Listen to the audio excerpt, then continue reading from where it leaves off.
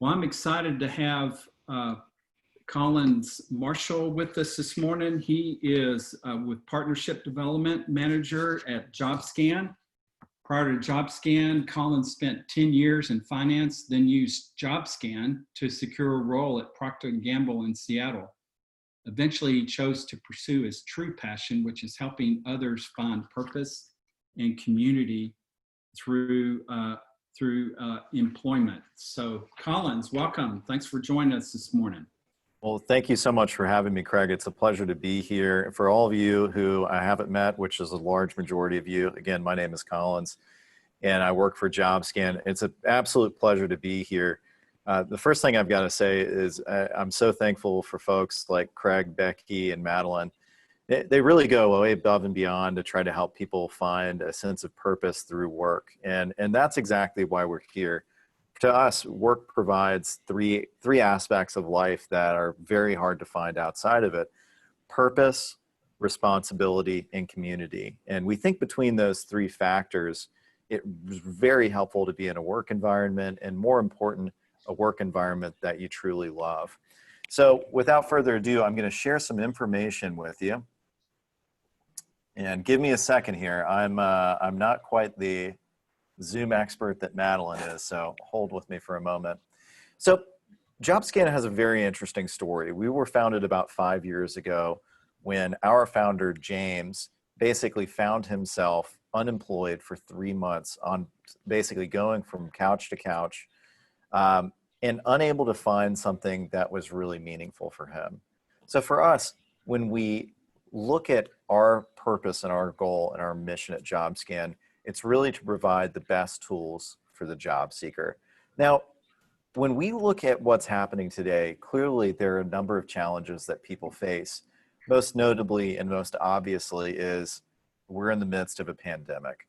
So as you can see here, 13.5 million people are currently unemployed in the United States. This is the highest rate that we've seen since the Great Depression. So looking at that over time, in almost 90 years, we have not seen this level of unemployment. It's also one of the first man-created levels of unemployment of this size. Because of the disease and everything that's going on, businesses have shut down, and it's essentially led to an incredibly challenging time for people. So naturally, this is an exceptionally difficult time to be finding a job, but it's not impossible. And that's what we want to really share with you. No matter what, finding a job is always possible regardless of the environment. But what's going on behind the scenes when somebody applies to a job? Well, it's actually a pretty interesting story. What we found is that today, days like today, there's just greater people shooting for jobs. So as we like to say, more competition historically just means less attention. So what's going on behind the scenes when somebody applies to a job online? Well, first things first, if this had been 15 years ago, the average talent pool, or in other words, the number of people applying for a job, was somewhere between 70 and 80. It meant it was manageable for the recruiter to actually read each of the resumes. But in today's world, on average, and this is just the average over the last 5 years, on average, a job gets 250 applicants per role. So immediately, you have to do something that's going to make you stand out. So what's going on? Like, what are recruiters supposed to do? Well, because of this huge influx of the number of people applying to jobs, what we found is that 99% of Fortune 500 companies have turned to these systems called applicant tracking systems. In other words, we call them ATS for short. Well, what is an applicant tracking system? Well, essentially what an applicant tracking system does is it takes a job description, extrapolates the keywords from that job description, and then compares those keywords to different resumes, and essentially stack ranks those resumes against each other. So as I like to say, it's not always the most qualified person who's getting the attention. Instead, it's really the person who's using the right keywords, which is typically hard and soft skills, in their resume. Okay, well, let's just say that you get through the applicant tracking system. And by the way, applicant tracking systems typically filter out between 70 to 90% of the applicants. So not many people making it through. Okay, well, once you've made it through this, what happens? Well, then a recruiter has somewhere between 6 to 7 seconds to look at each resume. So naturally, it needs to meet a few criterion. We had surveyed about 1,000 recruiters. We got a lot of great information from them. And there are very, very consistent things that recruiters are looking for, but it's primarily based on soft skills. In other words, how do you connect with people? What sort of emotion do you show to get the job done? Well, then from there, as we all know, about 2% of people get interviews. At the end of the day, one person's dream is realized. Well, when we recognized this challenge at JobScan, we didn't want to do nothing about it. We couldn't just sit on our laurels and just expect things were going to go fine. Instead, what we decided to do is our founder reverse engineered the algorithm the applicant tracking systems use to determine match rate. And that's the product that I have for you today. So in essence, what we've done is we've taken the process and we've changed it a good bit. So as I said earlier, 10 years ago, things were a lot different. It tended to be one standard resume that was well written and then a tailored cover letter. And that would be going to multiple different companies. Well, today, in order to really stand out, you tend to have personalized cover letter if you're applying for a not-for-profit job or a university or a government job, and then a personalized resume. That gives you the highest probability of getting noticed, going to each unique company. So what does it look like? I'll show you the tool. So the first thing I'll say is when you log into JobScan, you'll notice a few things. If you need to go anywhere, this toolbar, it's the way to get there. But in this case, let's say I found a really interesting job and I want to see how I can tailor my resume for it. First thing I'll do is I'll go down to Create New Scan, and I'm going to upload my resume. And by the way, this is my real resume. I want you guys to know I'm a real person. And so I'll upload this. And then I found this really interesting job at Amazon Web Services. And so what I'll do is I'll go down to the job description. I'll copy the job description. And then I'll paste the job description next to the I'll paste the job description next to my resume. And then I'll click scan. So what just happened is we reverse engineered the algorithm to determine match rate. Okay, 40%. 40% doesn't seem very good offhand. The reality is 40% is actually a fabulous place to start. For people who are experienced professionals, we recommend trying to get closer to 80%. Sometimes that's too challenging. You may run out of different opportunities. Maybe you get it to 70% and you want to apply. By all means, go ahead. What we've seen is that 80% gives you the highest likelihood of showing up on the first page of the applicant tracking system, which is what we want. More likely to get noticed. Okay, but let's say, for instance, I want to figure out how to improve the resume. How can I do that? First thing I'm going to do here is I'm going to go to ATS findings. And as you can see right here, ATS findings. This is essentially the specifics for what goes into an applicant tracking system. So to start off, ATS tip. What is this? Well, not all applicant tracking systems are created equal. Some have certain nuances. So what I'll do is I want to find out which applicant tracking system Amazon uses. And in this case, I'll go to amazon.com. I'll save that. And then I'm going to come back here and I'm going to copy the URL right up here. And I'm going to paste it right here. And then I'll click save. And what's happening is it's actually going back through a database we created and it's determining which applicant tracking system does Amazon use. So in this case, as you can see, Amazon uses a company called iCIMS. That's great. But what does it mean for you? So the first thing I'll do is I'll click View iCIMS Tips, and it'll go through 4 unique factors about iCIMS. Now for our purposes, I'll go through 2 that I find to be most important. So iCIMS sometimes incorporates a series of pre-screening questions, or what we like to call knockout questions, to filter candidates out. And the key word with that is out, because ideally what companies are looking for is exact matches. Now you'll find a lot of this when you're applying to government contract work. Let's say you found an interesting role at Lockheed Martin or Boeing or Raytheon, any of these sorts of companies. Well, if you want to figure out what's going on behind the scenes, essentially what they're doing is they're trying to find an exact match. So some of these knockout questions could be questions like, do you have 5 years of experience in procurement? Or have you managed a team of 8 or more? Each of these is really determined, they're asked so that they can filter people out as quickly as possible, what we call minimum qualification. So what we always recommend doing is be flexible, but be honest. So let's say, for instance, they're calling for 5 years of experience in managing a team. Well, maybe you have 4 years of experience, but while you were in college, you also managed a group of people, or you did something where you were leading a team. You can use those examples as long as it's honest. And again, we always recommend being as honest as possible in these situations. But if you do have that sort of leadership experience, and that's what that is, then use it. But always answer honestly. The next thing that I think is really interesting is iCIMS uses frequency of a skill to determine search results. Okay, what does that mean for you? Well, next thing I'll go to is skills and keywords, and this is where it'll show up, and I promise you it will show up. So it looks like I'm missing one important high value skill. Let's find out what that is. So I'll click missing skills below, and as you see, it'll take me down to the skills comparison. And what this does is it walks through the skill, how often it shows up in my resume, and then how often it shows up in the job description. So to go back to this, iCIMS uses frequency of skill to determine match rate. In this case, sales is mentioned 15 times in my resume.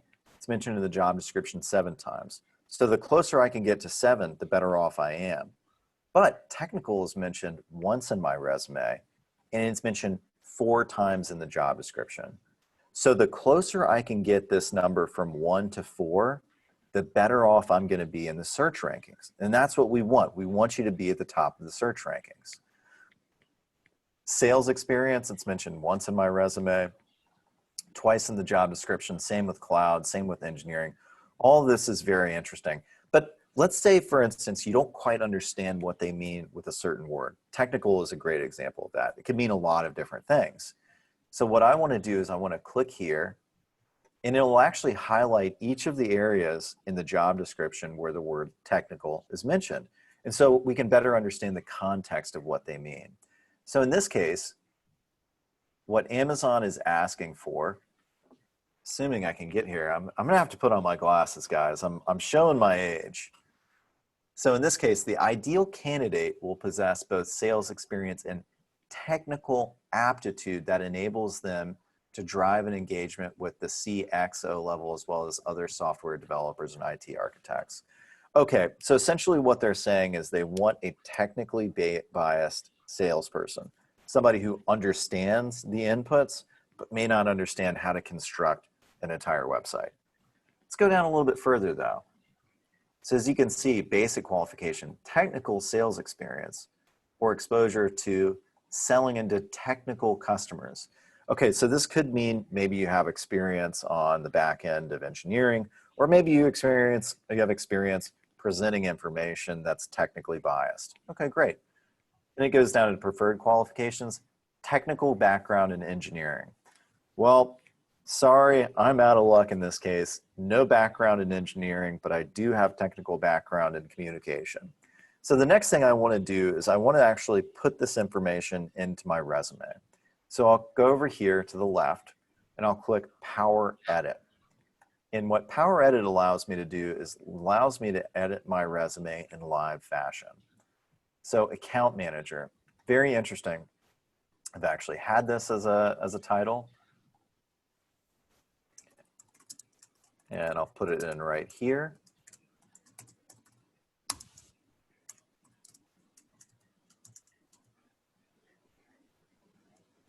And as you can see, the pinwheel's turning. It went from 38 to 48%. Now for our purposes, I want to make sure that this is highlighted right here. And then I want to bring the format back so that it looks decent. There we go. Okay, so account manager is included. As you can see, it went from a red X to 1 for 1. That means we're in good shape. Next thing I want to look at is direct sales. Okay, great. So what I'll do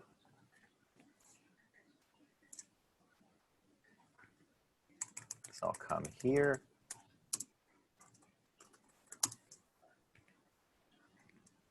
And as you can see, the pinwheel is turning. All of a sudden, the resume is up to 44%. That's a big plus. Next thing I want to do is I want to look at migration. You know what? Be honest with you, I don't have experience with data migration. I don't feel comfortable including it, so I'm not going to. But digital transformation is something I have experience with. And so what I'll do,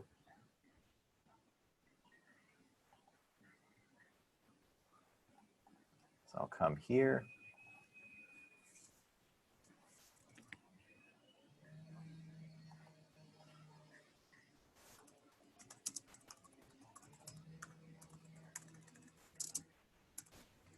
I'll include the word digital migration here. As you can see, the pinwheel is turning. All of a sudden, it's at 46%. Sales organization. Okay, great. I'll come here.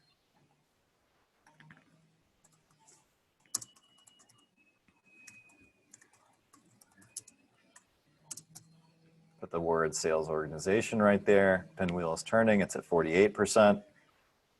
And then market strategy. Here we go.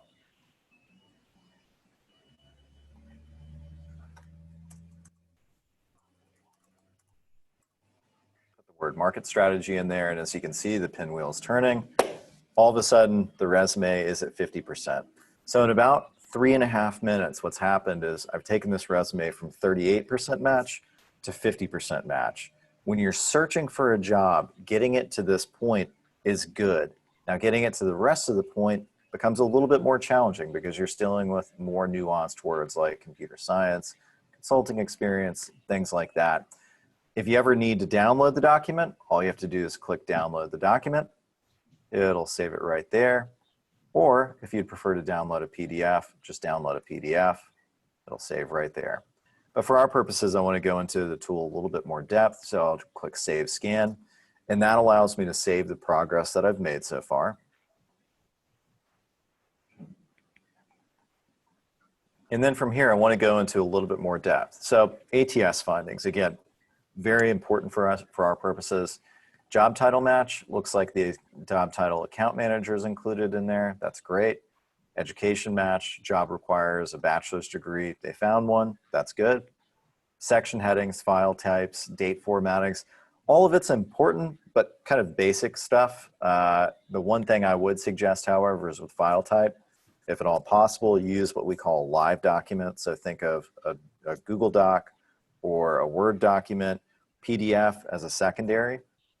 Then going down to recruiter findings. So as I said, not only do we have to connect with a machine, the applicant tracking system or ATS, we also have to connect with people. And this is when it gets a little bit more challenging. So when we surveyed our recruiters, we found 4 consistent factors of what they like to see in a resume. And I'll walk you through each of those. So the first is word count.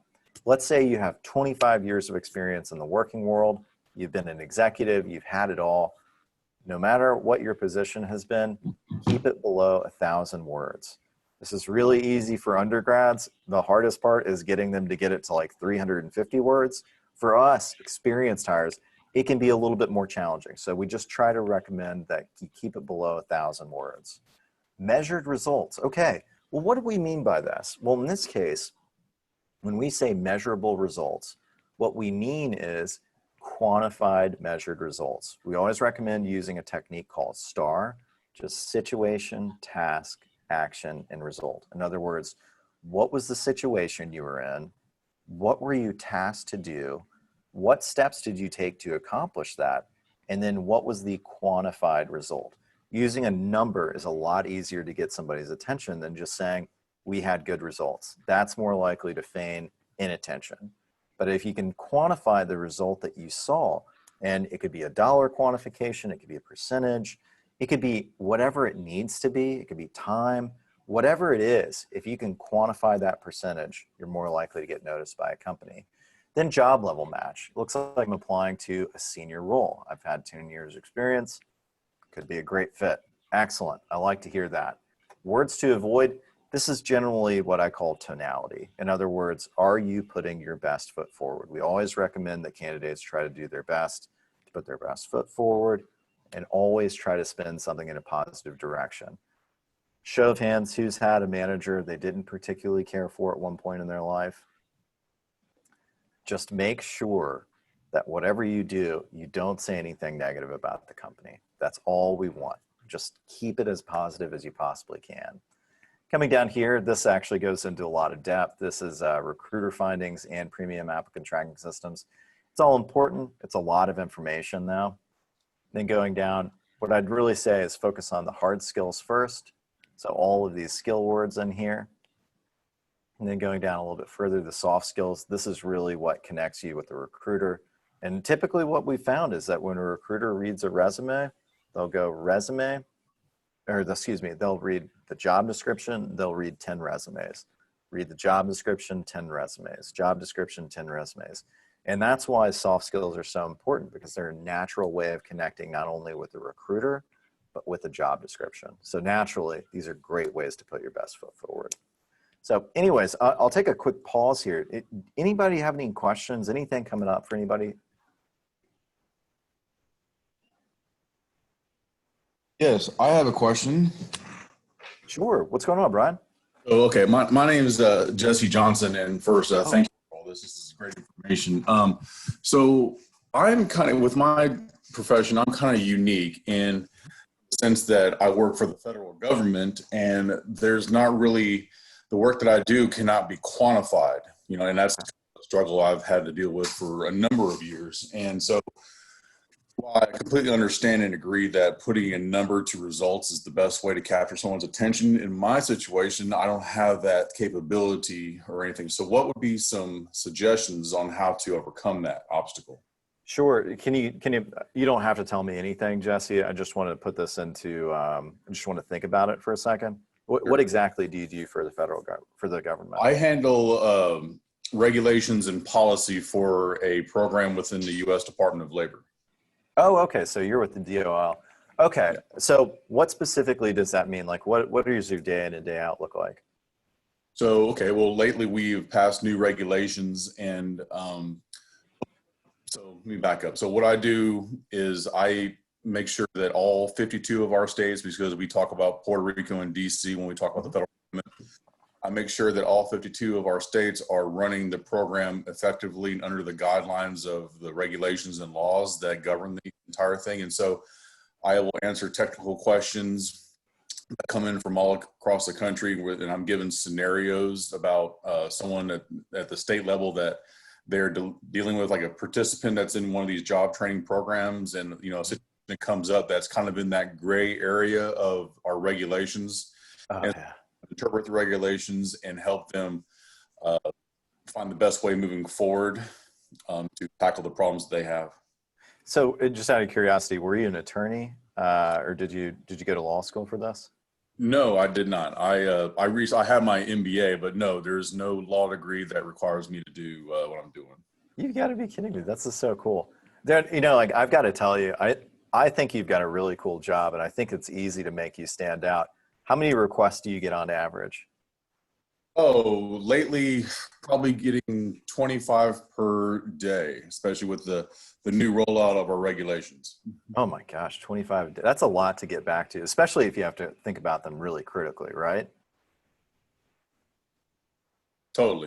And sometimes I have to deal with our Department of Labor's lawyers just to make sure the language is correct and there's no type of ambiguity with that, because pretty much what I put in writing down amongst, so we have 6 regions across the United States, and so let's say I'm dealing with region 4 and there's like 10 or 13 states within them, and so what I write is kind of the Bible for everybody else. So if I write something that is incorrect or has a little bit of ambiguity, it's filtered pretty much a copy or forward job to all these states, and then it's filtered down with at the state level to all these individual people, and you know, so it creates precedents that it's hard to overcome. You know what I mean?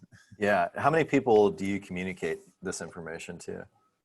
So usually, before I deal with 6 people, they get information from their state. So it could be from anywhere 10 to 20 people, but it's filtered up through me. But lately, with the new rollout of regulations, I'm also dealing with people at the state level along with at the regional level. So it's kind of a double whammy, which is fun.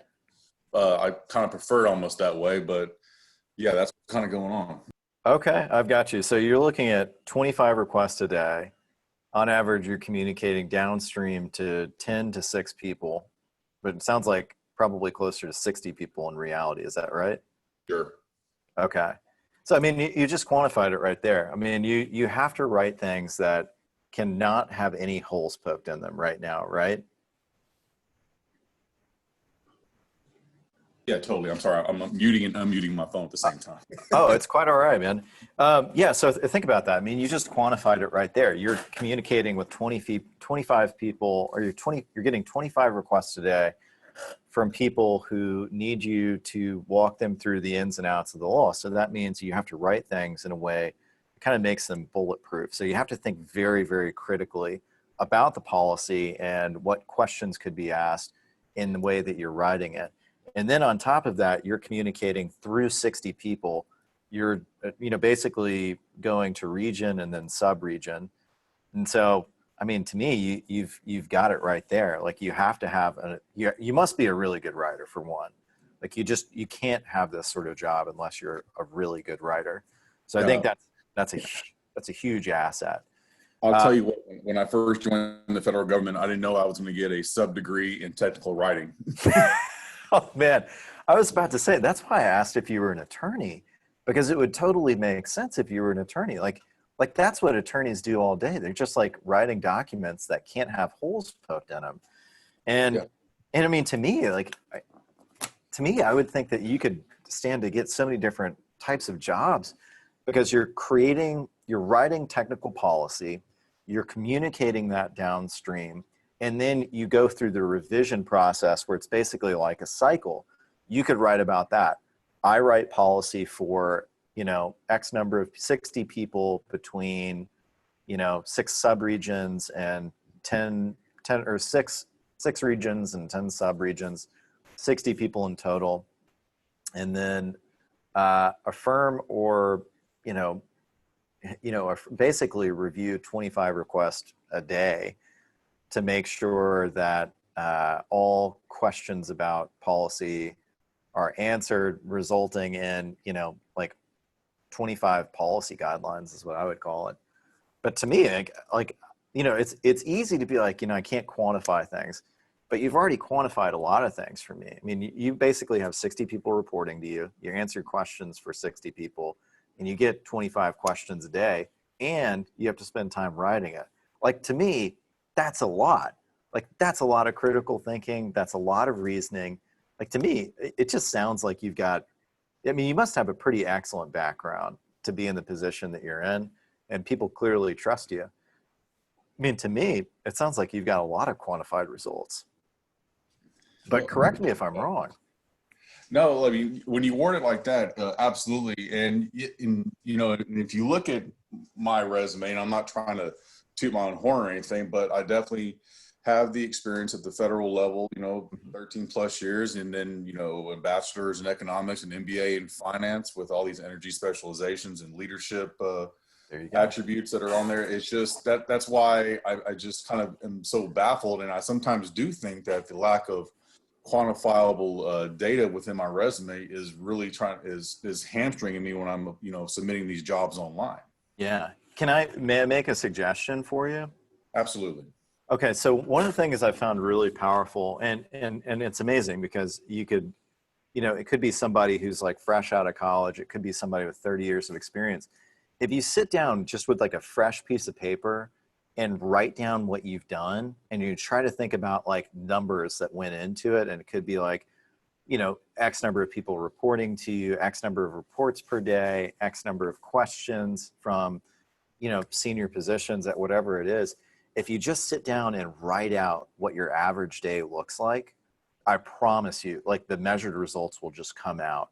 But I think we try to make too much of the resume where it's like, I'm sitting down at a computer, I'm typing in a template. If you just write it down by hand, you're going to have all of your questions answered like right there. I promise you, it's a very valuable exercise. And you're clearly very smart, and you're clearly incredibly articulate. Like, I just think if you do that, you're going to see some results that you didn't expect. Awesome. I will absolutely do that. Thank you for that. Of course. And be sure to connect with me. Let me know how that goes over LinkedIn or something. I'd love to hear back. Totally. Yeah. All right, guys. Any other questions?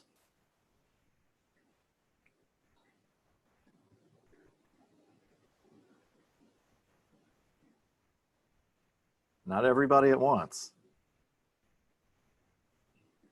All right, perfect. So guys, the next thing I'll show you is our LinkedIn tool. And just to start off, the difference between, oh, and before I do that, of course, pardon me, if you need to write a cover letter, all you need to do is come here to cover letter, click down, add cover letter right here, rescan, it'll come out with a very similar document that'll walk you through how to improve your cover letter. So let's say, for instance, you want to go to LinkedIn. Well, what's the big deal about LinkedIn? Why is everybody talking about it? It is a professional social network of 600 million users, 230 million of which are active users. This means it's an excellent recruiting tool. And that's exactly what I want to bring to mind. This is a tool that's used specifically for recruiting. So for instance, if you're, if I could talk today, that would be great. So what does it mean to you? Well, it's one of the easiest ways to actually get recruited. It's just all about using the right words to get noticed. So what I'll do is I'm going to refresh my LinkedIn profile, come here, and then I'm actually going to go to my LinkedIn page. And I want to go here. Whoop. And then I want to click more and save to PDF. And for our purposes, I'll use an old one.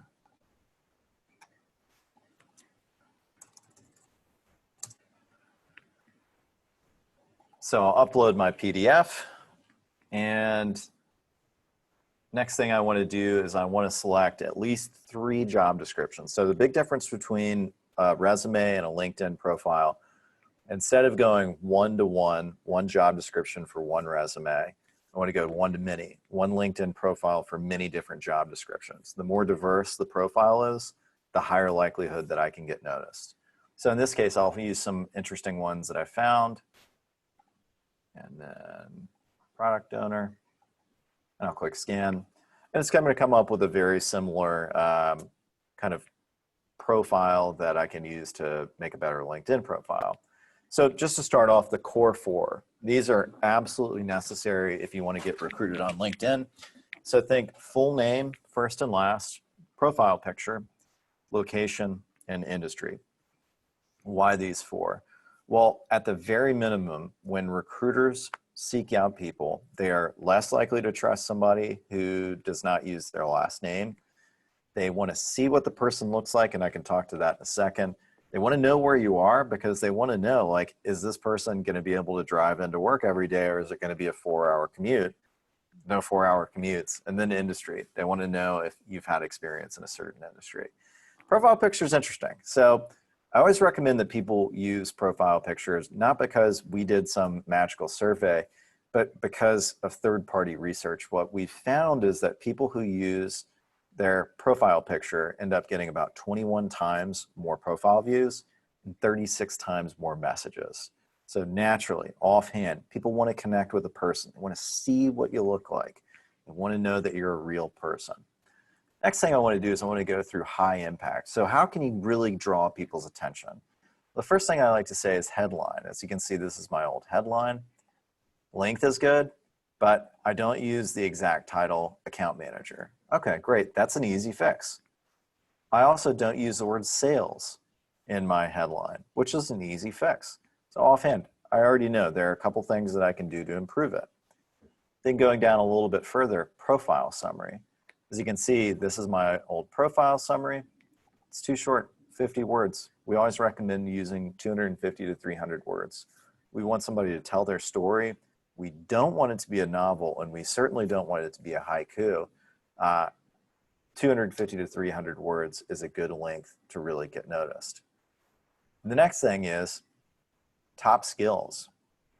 So of the 3 jobs that I selected, or 4 jobs, the top skills that came up were sales, engineering, and sales experience. So in other words, denoting tenure. How long have you been in sales? Great. This is really easy to do. Next thing, this is kind of interesting. You remember from my resume, I had 19 mentions of measured results. In this case, I have 0 mentions of measured results. This is a big fumble. I need to improve it. How do I do that? Easiest way is to take the quantified results from my resume and just move them over here. Very simple, very easy, very straightforward.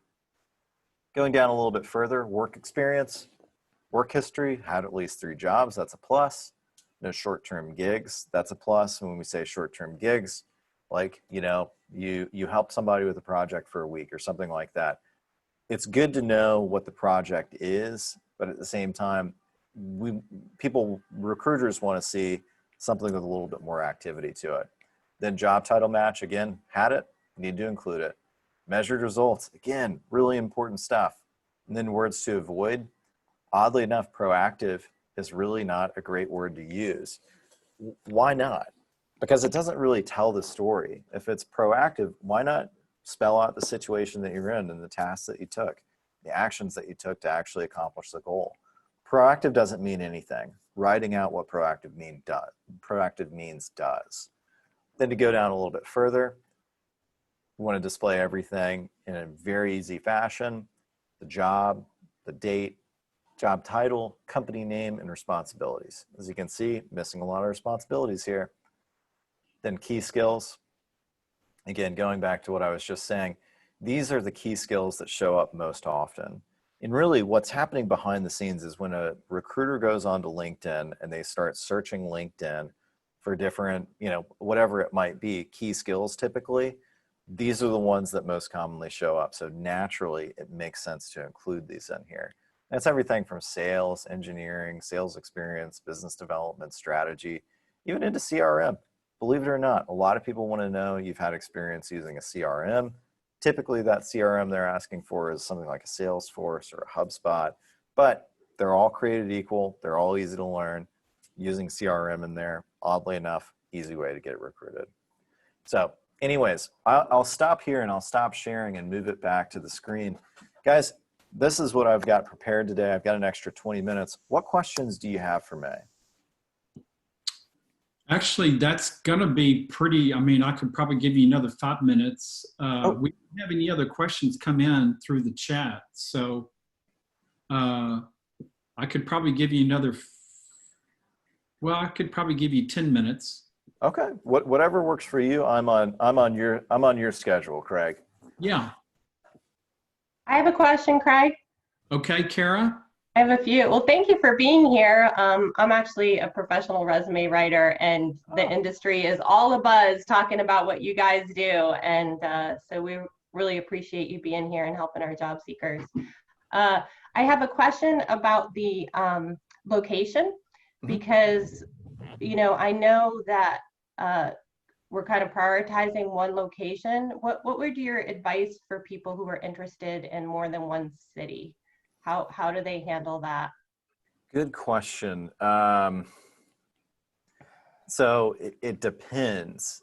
So the challenge that people are going to face is that if they're looking at more than one city, and you know, let's just say they're in Austin, and they're also looking at Dallas and Houston. Not that anybody wants to be in Houston during the summer. That is a really painful experience. But anyways, let's say they're looking in these 3 different areas. I always recommend in the summary statement that they just be honest. Like, don't try to make up that you live in Houston when you don't. But in the summary statement, I always recommend including the words open to relocation. Very simple. The challenge is that a lot of companies just don't want to pay relocation fees because it's really expensive. So if they're open to relocation, just make it known in the summary statement. I think that's the easiest way to go about it. Do you suggest using the word remote in place of a city? No, because they won't be recruited. Okay. And I promise you, like, location is really important when people are recruiting for LinkedIn. You know, unless it's Amazon, where like 82% of people come from out of state. But I think they're kind of the exception to the rule. Okay, great. Thank you. How much does JobScan pricing? How much does it cost? Sure. So for you guys, it's going to be a substantial discount, but normally for 3 months, it's $90, and for 1 month, it's $50. For you guys, it'll be 3 months for $45 and 1 month for $25. Great. Thank you for that discount. Of course. We're here for the job seekers. That's why we got started. Let me see. I've heard of proactive as opposed to reactive being a desired soft skill. So, being proactive. It sounds like if the word is not in the job description, your recommendation would be not to include it. In the case of LinkedIn, I would think you would capture that possible use of the word proactive. Sure, if it's showing up. We think what's even more powerful though, I mean, what happens behind the scenes when a recruiter goes and looks for people, they'll run a query for location. And again, why it's so important to include location and everything. They'll run a query for a location, and then based on that query, they'll look for certain skills. So like proactive could be one of them, probably not though. It's more likely to get noticed if you just write out how you were proactive and actually give an example of it. But those key skills are what's really important. So kind of going back, sales, engineering, sales experience, business development, like that's what people are looking for on the outset. And then everything else, just show how you've done it by highlighting areas where you've been proactive in your job in the past. Okay. I do have another question on that, on those keywords. Sure. So we're not at the point where the AI can figure out verb tenses and things like that. So are you recommending, I've heard stories where people on LinkedIn, they had one verb tense and one way of writing something and they weren't a match, and then they went back and changed that. Is that something that's coming on the horizon, that variations of words are going to be parsed differently, or what's your advice on that?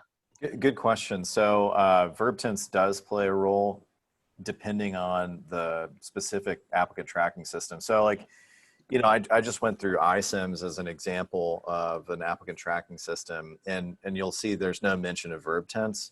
Last year, when we reviewed their technology, verb tense did play a big role in it. Now they actually do adjust for verb tense. Where you're going to find this more often is with a company called Taleo. Taleo is a huge applicant tracking system, very commonly known, but they will account for verb tenses and abbreviations sometimes. But what we always recommend is, like, if somebody's applying to be a project manager or a product manager, whatever it is, and they call for product management, just try to find a way to use it in there somewhere. But the verb tenses are tough, and it depends on which one it is. And the other challenge is, like, when somebody applies through LinkedIn, what's actually going on behind the scenes? It's actually going into another applicant tracking system. So LinkedIn parses the information, sends it somewhere else, and then that set of information is then absorbed or parsed through this other system. So just be really careful with it. I don't have a question, but I just wanted to say thank you. This was really, really helpful. Thank you very much. Oh, you're very welcome. Thanks for coming, Melissa. Okay, Collins, you got about 5 to 7 more minutes. Okay. Your presentation, if you want to take it. Sure. I'll squeeze in from one more question if you don't have it, and maybe I missed this when I stepped away. How close are y'all to the actual applicant tracking system? So I noticed, if you put in the job in the URL, it'll pin you to the very specific system. Mhm. Y'all dead on, within 5%? How close is it that y'all feel like y'all are to the actual scans? Oh, okay. I see what you're saying. Like the standard deviation or the, like the if you're abnormal getting an change. 80 on through y'all and y'all know they're using, whatever workforce uses, Yeah. is it really an 80, or is it like 75 to 85? Yeah, it's a good question. The variation is actually pretty minimal. So a lot of times what they're doing is they're using what's called a word bank. to basically gauge the value of a word. And so every year what we do is we evaluate each of these systems, and we want to see how they've changed, because, you know, thankfully a lot of these systems have adjusted upward. So like iCIMS is a good example. They used to not account for verb tense. Now they do. But they're still pretty decrepit, and there are ways to get around it. And so like the score, or what we call like a Boolean rating, is almost always within about 2.5%. And that's up to the finished product. So it's a good question. It's surprisingly accurate, much more accurate than I thought it would be. So about 5% is what I would say the normal deviation is. And by the way, if you're applying online, and so if you're applying online and you find this job and it's perfect and you get to 80%, like I can almost guarantee you're going to be on the first page. You're almost guaranteed to get noticed. It's really something special, I'll have to say. Thank you.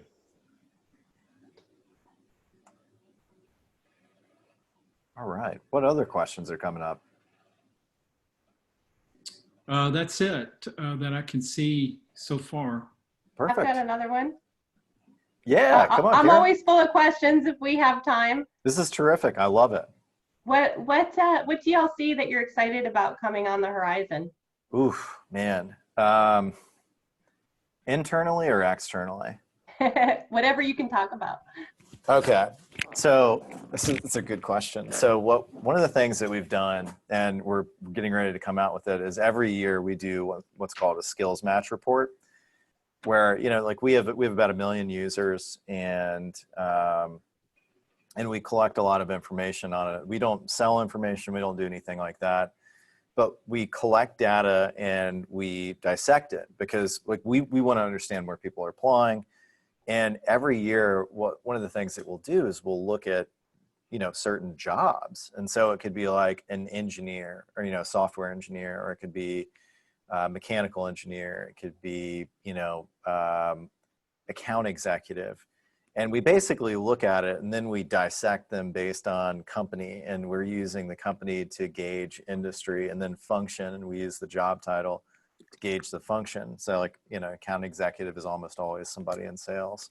Software engineering is almost always somebody in, surprise, surprise, software engineering. And so every year we do this information where we take a deep dive on the material, and we find the very, very common hard skills that companies are looking for. And so kind of going back, let's say, Kara, you're working with a software engineer in the Austin area. By the way, there should never be a day where that person is unemployed with the amount of technology in the Austin community. But let's say that you're looking for some specific ways that this person can stand out on LinkedIn. If you go to our report, they're always free. We want to give the best experience to the job seeker possible. Go to the report, find the keywords or the common skills in the report. And if your engineer uses those, and in some cases it's like, oh, you know, hey, I'm familiar with HTML and C++, but I don't have any experience in SQL, and SQL looks like a common skill. It's like, okay, great. You know what? You can get training on SQL really easily.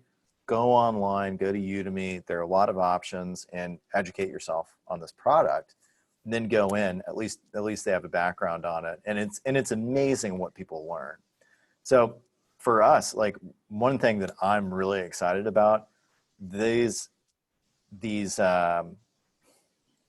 job reports are fabulous, and they really do a great job of summarizing the hard skills and soft skills that we most commonly see in each of these job descriptions. So anyways, without rambling on too much, that's one thing I'm really excited about. Great. Okay, well, that's all we had. We did have one question that came in asking about, you know, how it compares, like if it calls for, like, the job description has the word sales in there 10 times, but the resume only has it 5 times. Yeah. How close do you really have to be to the 10 times? It depends. So Workday is the most commonly used applicant tracking system.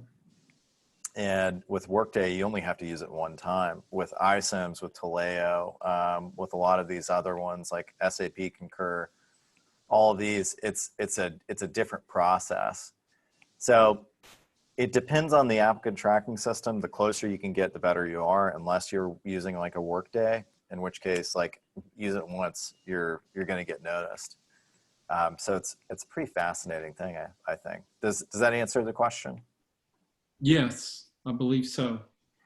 All right. Well, thank you so much, Collins, for being available and giving us the inside scoop. You did a great job. My pleasure. And we're a big fan of JobScan, and we know that, just know that you're helping lots of job seekers down in Austin and around the world actually to help people get jobs. So pass on kudos to your team, and really appreciate your time. Of course, my pleasure. Thank you all. We're happy to be a part of your journey, and take care.